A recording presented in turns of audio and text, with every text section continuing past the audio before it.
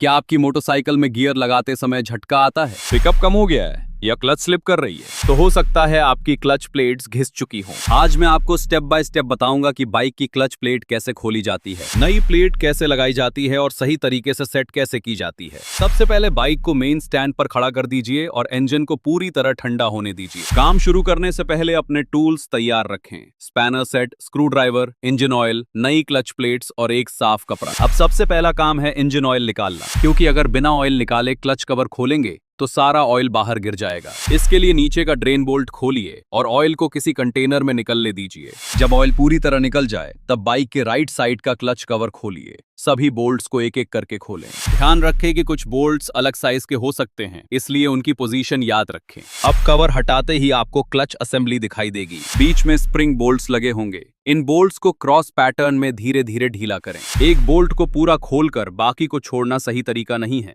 क्योंकि pressure uneven हो सकता है। जब स्प्रिंग बोल्ट्स निकल जाएं, तब प्रेशर प्लेट को बाहर निकाल लें।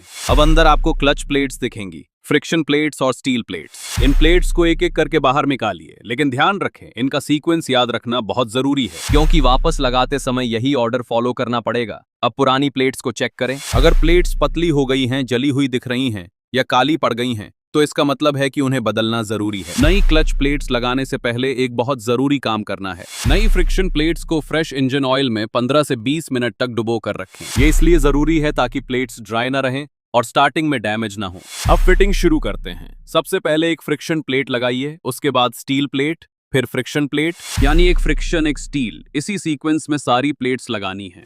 ध्यान रखें कि हर प्लेट अपनी ग्रूव में सही तरीके से बैठे। अगर प्लेट सही से नहीं बैठी तो क्लच प्रॉपरली काम नहीं करेगी। अब प्रेशर प्लेट वापस लगाइए, उसके बाद स्प्रिंग्स लगाइए और बोल्ट्स को फिर से क्रॉस पैटर्न में धीरे धीरे टाइटन कीजिए, जिससे प्रेशर बराबर रहेगा। अब सबसे इंपॉर्टेंट पार्ट आता है क्लच एडजस्टमेंट। क्लच केबल को एडजस्ट कीजिए और लीवर में लगभग 2 से 3 मिलीमीटर फ्री प्ले रखें। अगर क्लच ज्यादा टाइट होगी तो क्लच स्लिप करेगी और अगर ज्यादा लूज होगी तो गियर हार्ड लगेंगे। अब क्लच कवर वापस बंद करें, सभी बोल्ट्स टाइट करें और फ्रेश इंजन ऑयल भरें। बाइक स्टार्ट कीजिए, क्लच दबाइए और गियर डालकर चेक कीजिए। अगर सब सही सेट हुआ है तो गियर स्मूथ लगेंगे, पिकअप अच्छा मिलेगा और बाइक की परफॉर्मेंस बेहतर हो जाएगी। बस इसी तरह आप अपनी बाइक की क्लच प्लेट को सही तरीके से सेट कर सकते हैं। काम करते समय सीक्वेंस और एडजस्टमेंट का खास ध्यान रखें, क्योंकि यही सबसे ज्यादा जरूरी होता है।